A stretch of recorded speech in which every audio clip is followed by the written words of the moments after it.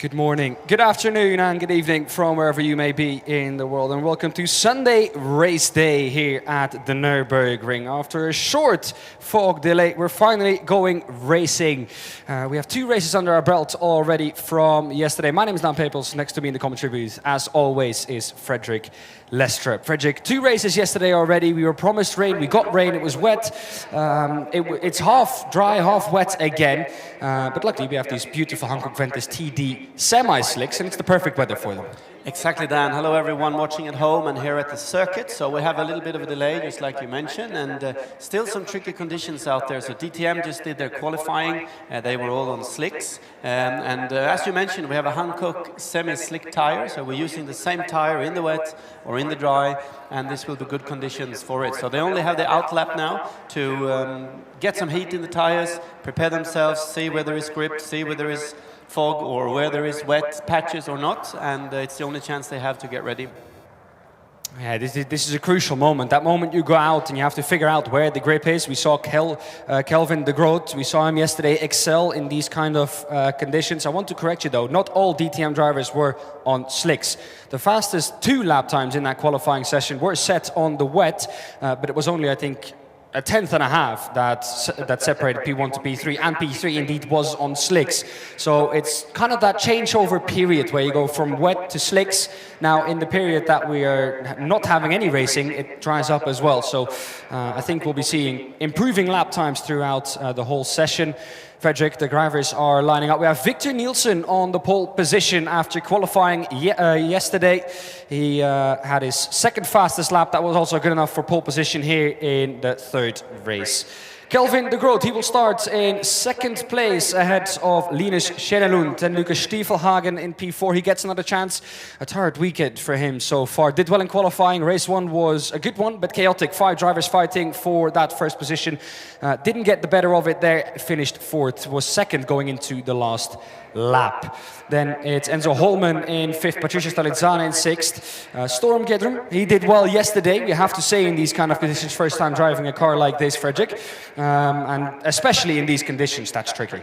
Very tricky, and he did a good job. He's only 15, he turned 15 2 weeks ago, so he's only allowed to join the championship until he turns 15, which he just did. So this is his first proper race weekend with us. He did a really good job in the top 10, which is great with his young age and very limited experience. Then we have Graham Hofmans in 8th, Dirk van der Nijn and Philip Bartosz rounding off the top 10. Mr. Chardin, he starts from 11th, a better starting position than it was in race number 2 yesterday. He climbed a lot of places there as well, so I'm going to be interested to see what he is going to be able to do today. Then Sophie Hofman in P12, Benjamin Mazatis in P13. And let's go to the 5 red lights. We're waiting until they go out, and they're out. We're starting that long run down in the turn 1. Interesting to see what Kelvin de Groot can do on that little bit of a wetter line. And it looks like indeed Victor Nielsen was able to get out ahead. Yes, that's the case. It's Linus Schenelund to challenge us round the outside already. We're going to go 3 wide into turn 1. They're taking it easy. Linus Schenelund all the way around the outside, finding their grip. And is he going to get up into first? Yes, he is. Round the outside, Linus Schenelund, the sim racer, is up into P1. What a start. That was a great move. He found the grip on the outside and managed to be first out of the first corner. Victor Nielsen now trying on the inside into the Mercedes arena. It's a chicane, it's turning left, it's turning right. You need to be on the right side at the corner exit. And Kelvin de Groot managed to take both of them. Well done, Kelvin. What a move that is. Kelvin de Groot going wide on the exit though, so that might be track limits. Going off track, gaining a position. Linus Schenelund on the inside for the right hand and at the Kurtanbindung. Victor Nielsen also trying to make his way up the insides of Kelvin de Groot, and he's going to lose 2 again. This is great fighting at the front already. Lucas Stiefelhagen, he is also lost P4 to Enzo Holman. He now has to fend off, I think, that is Benjamin Mazatis, who's behind him in the E-Car Expo car. Exactly, and remember everyone watching, in the leader's scoreboard on the left side, you see 2 white dots after the driver name. That's how many push to pass the drivers have left to use. Obviously, we're on the first lap. No one has used it yet. So there you will see if they have one left or if they don't.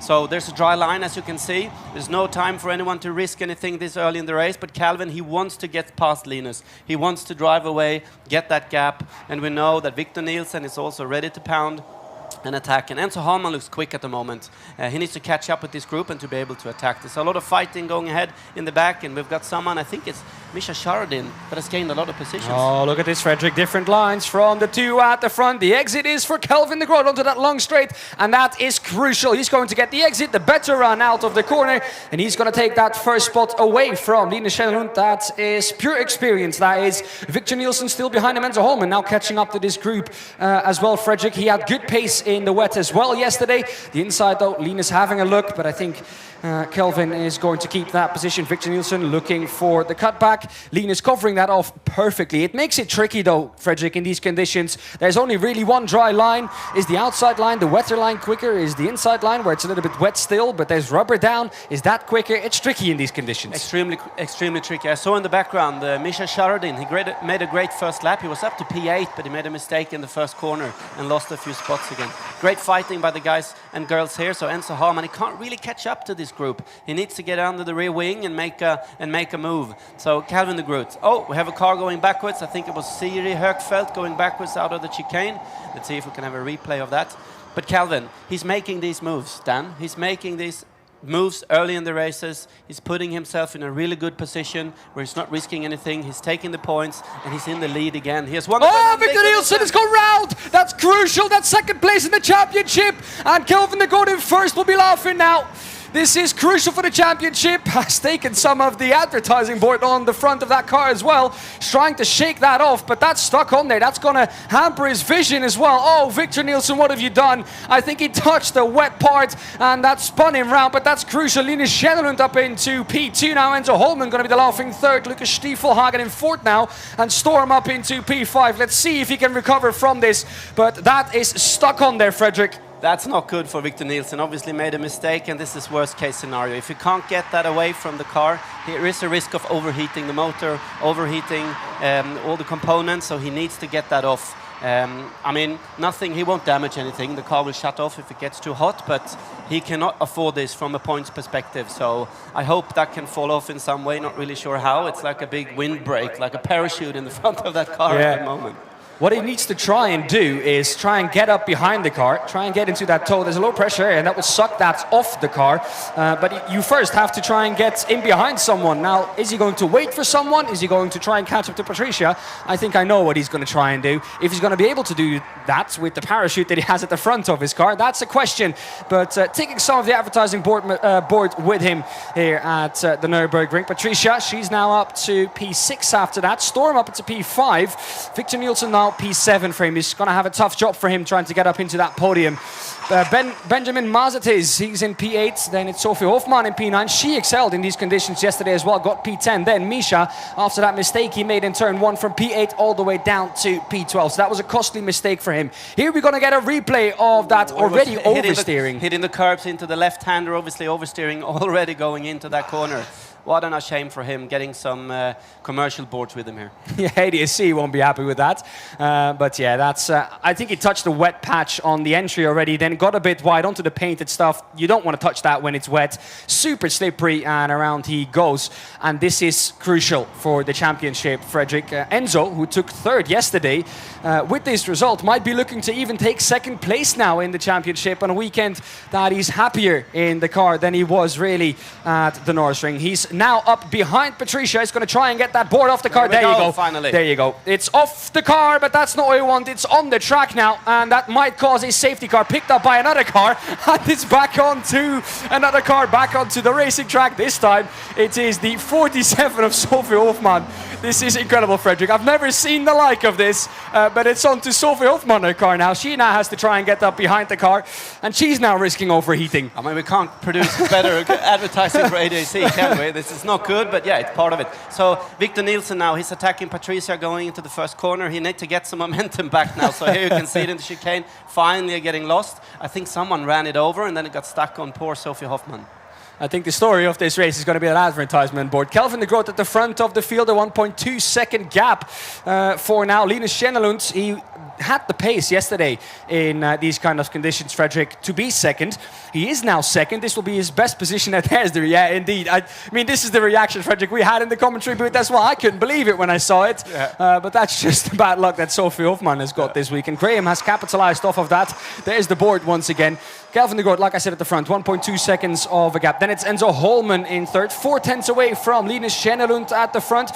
Lucas Stiefelhagen seems like he's struggling, but crucially still keeping up fourth place here. Exactly, and Storm Gjerdrum already up to fourth position. That's really well done from our Norwegian young gun. So fourth position at the moment. Calvin de Groot, he's doing everything he needs to do. He's putting the fastest lap time of everyone in, lap after lap after lap. He's increasing his lead. He's got a 1.2 second lead at the moment. Actually, Storm Gjerdrum, fastest first sector of everyone with quite a lot. So he's clearly flying in the E-Car Expo car, but Lucas Stiefelhagen into the chicane trying to make a move. No, he had to back off. So clearly some slipstream working the magic there for the lap times. If they are smart now, if Storm and Lucas play it smart, they can catch up with the rest of the field using the slipstream. We've still got some ADAC advertising on Sophie Hoffman's car. Hopefully next time in the chicane or earlier she can manage to lose it. So Philip Bartos taking the chance to try to make an overtake in the last corner when they make contact. No, he managed to avoid it.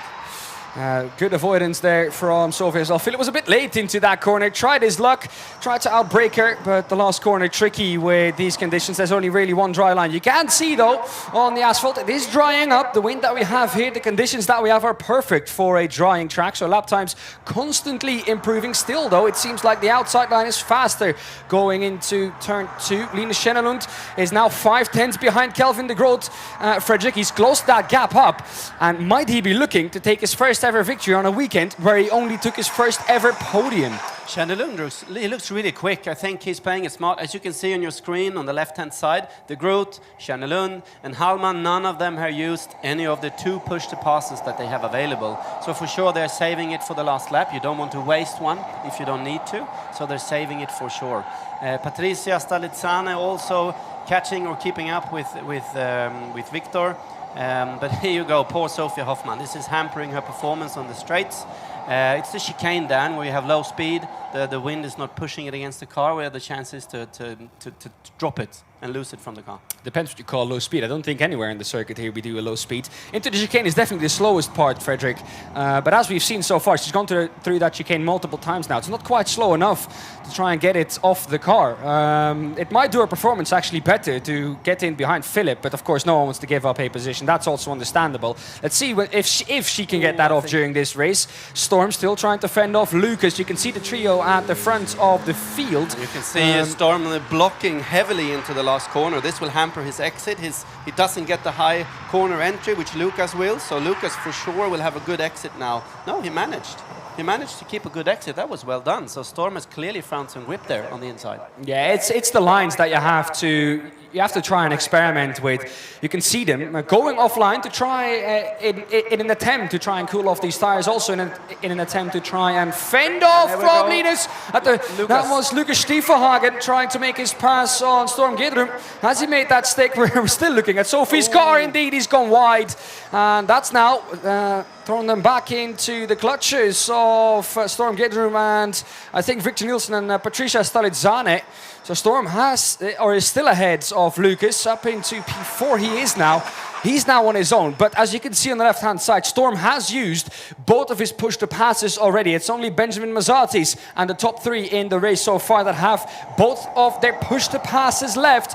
It's Kelvin de Groot still at the front of the field, finding the gripper. No one else is really opening up that gap a little bit last time round, so about 0.2 of a second. But it's crucial that all 2 of them, or the both of them, Linus and Enzo, can both stick with Kelvin and can keep up with him. If you put him under pressure, he isn't a robot. He's also prone to a mistake, and if you can push him into a mistake, you have the advantage now with the both push-to-passes left. Exactly, and Linus Schenelund, he had his windscreen wipers on, so maybe there was a bit of rain coming down. We don't know. We can't see the whole track from here. Out of the commentary booth, Fredrik, it's dry. Exactly. So Calvin has to defend into the chicane. Linus looks really strong, so there's a lot of slipstream on the straights. They still have saved all their push-to-passes. So Calvin, he's watching his rearview mirrors. He's looking forward. And the quickest last lap around was Enzo Holman. So the 3 of them now are just exchanging quickest laps. Any one of them can win this race, basically. Now they need to play it smart. When should they use it? So Schenelund is using his push-to-pass now to fend off Calvin de Groot for the lead. And will he take him into the first corner? Yes, he probably will. Indeed he does. Now the question is Kelvin going to have time to come back with the slipstream? Linus is going to fend him off. Linus is going to fend off the inside. The outside works though. Linus did that on the opening lap. He goes wide. Oh no, the gravel, and that second place probably gone to Enzo Holman. He is the laughing third now. But can Enzo Holman now catch up? Can he do the reverse on what Kelvin did to him yesterday? But again, Linus misjudging the speed into the first corner with that push to pass. We have to remember, this is Linus Schenelund's second race weekend in a car. He made a lot of mistakes at Nürburgring, our first race weekend. He still qualified on pole there, and he's ticked up all these small experience mistakes, and he's fighting for the lead, Dan. He's doing a stellar job. He is indeed, but yeah, I mean, Kelvin putting him under pressure there. Opposite lock into the corner, turning left to go right, and that's never ideal. But going a bit too wide, locking up both of the rear tires, giving him a bit too much rotation there, I think, mid-corner, Frederick. But managing to keep it crucially out of the gravel and in the fight still for the top three, but definitely with a push to pass used. I think he is in the most difficult position of the three of them here. If I was Enzo Holman now, I would use one push to pass to catch up with Kelvin, because you need to be in striking distance. We only got one lap left to go after this one, so you need to catch up. You need to be under the rear wing and ready to use the slipstream, use your push to pass, and make a move. With that slipstream that Kelvin got from Linus, he did the fastest first sector on this lap. In the middle sector, though, 4/10 quicker is Enzo Holman. So let's see if he can catch up now. The outside line, once again, both following Kelvin on his lines. That's what they did yesterday. They caught up that way. And Kelvin said to me actually after the race yesterday, when he was braking, I made sure I was braking 20 meters later. De Groot is using one of his push to passes now. He does not want Enzo Holman to catch him, to attack him. So he's using it to get a bigger gap to Enzo. I think Enzo now, he's smart now. He's saved one to use on the backstretch. Ooh, lock up from Kelvin there. Is he going to do the same? Yes, he is. He's gone wide. That's thrown him completely off. That's negated all the advantage that he got from that push to pass. And I told you, Frederick, he's not... Well, he's also prone to a mistake if you put him under pressure. That's what they've done now. Look, this is the difference between the two. Enzo, comfortably quicker. 2/10 on lap number 6. A little bit less on lap number 7. But push to pass used and a mistake made. This is going to put Enzo in a prime opportunity, Frederick, to overtake on the last lap here. I mean, Schenelund also has one push to pass left, so he needs to follow Enzo. He will attack on the straight for sure before the last chicane and save the last one for the start-finish line to do the same thing that Kelvin did to Enzo in race 1 yesterday. Once again, Kelvin not making the apex of the right hander. That has given Enzo the perfect opportunity. I have a feeling, Frederick, they're both going to use it coming out of this corner onto the back straight. This is at least what Kelvin did yesterday. Using his now. He's using the first one to catch up, just like we said.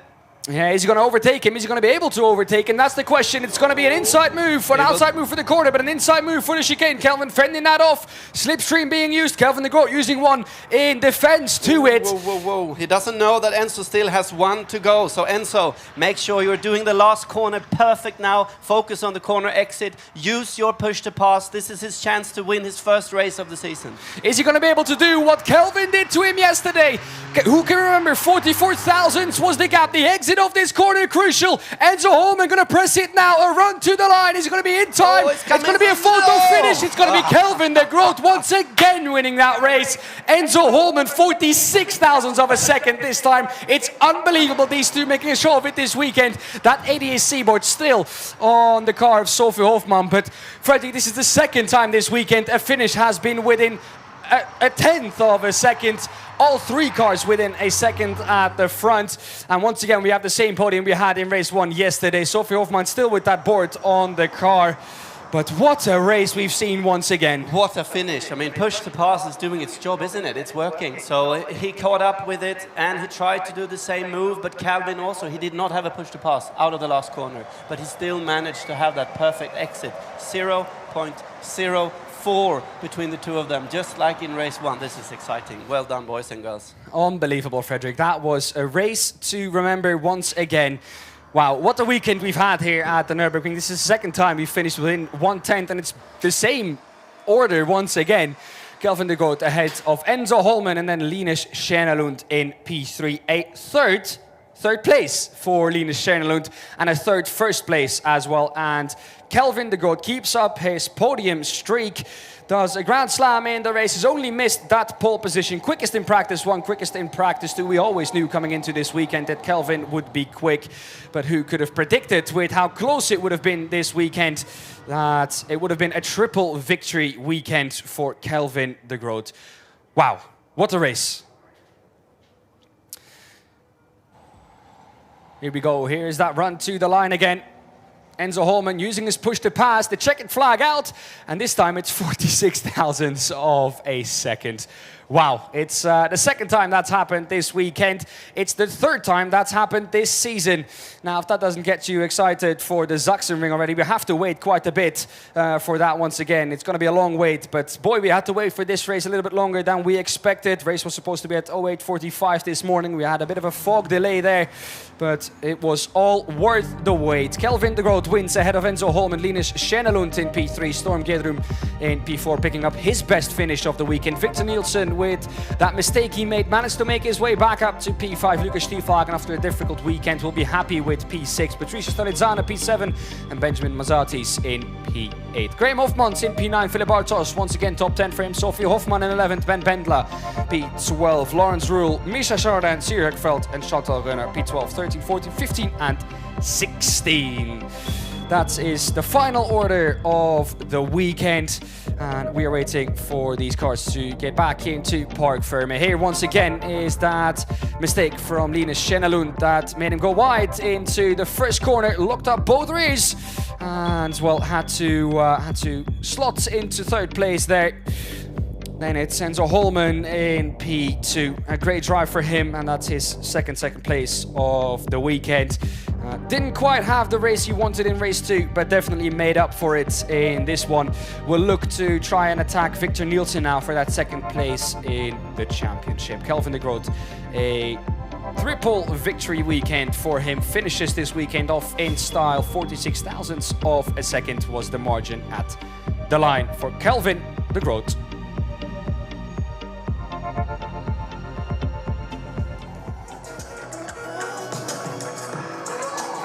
Kelvin using the horn that we have on these cars. We know that Kelvin is always in for a laugh. Once again, that P1 finger out, slamming the roof of the car. What he always does when he wins. His engineer, Emil, visibly happy together with his dad. They're going to celebrate after this weekend. And there is that car of Sophie Hoffman, still with the ADAC sponsor board on the front of that car. She's dragged that along for more than half of this race. Enzo Holman coming through in second in the end. But once again, those two providing us with a photo finish.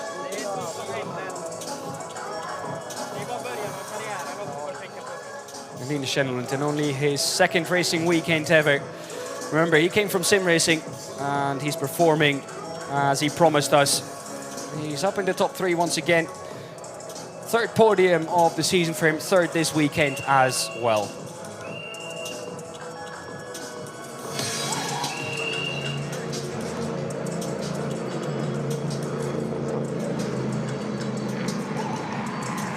Good job, man. That was tight for you. I thought you had one extra. So, dann würde ich sagen, legen wir los mit der Siegerung. Let's start the ceremony hier im Next Gen Cup. Und wir rufen auf Platz 3, Linus Stjärnelund. Auf Platz 2, Enzo Heimann.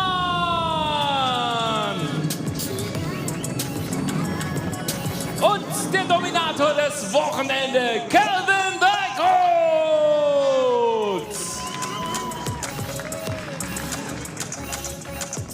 Und zu Ehren des Siegers hören wir jetzt die Hymne der Niederlande.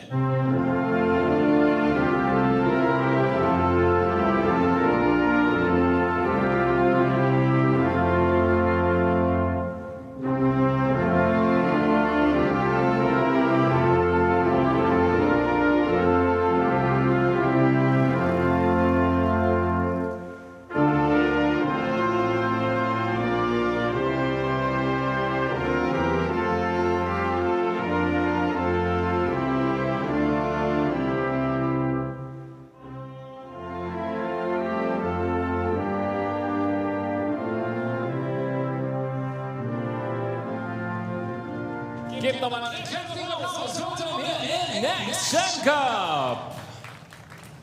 Und damit kommen wir zu den Pokalen. Emil Stjauberg, Performance Engineer beim Next Gen Cup, für den Drittplatzierten für Linus Stjernelund. Der Pokal für unseren Zweitplatzierten für Enzo Hallmann. Und der Pokal für den Sieger aus den Händen von Emil Stjauberg für Calvin the Groot. Okay, guys, stand a little bit closer on the podium. Rutscht ein bisschen zusammen für unser Siegerfoto. 3 out of 3. Und dann würde ich sagen, mit alkoholfreiem Sekt geht's los. It's time for Champagne!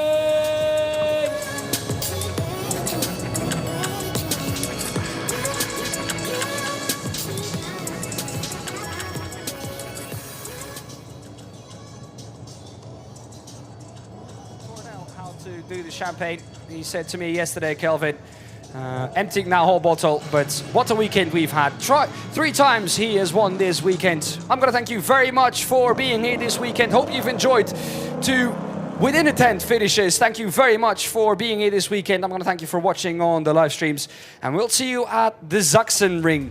Bye for now.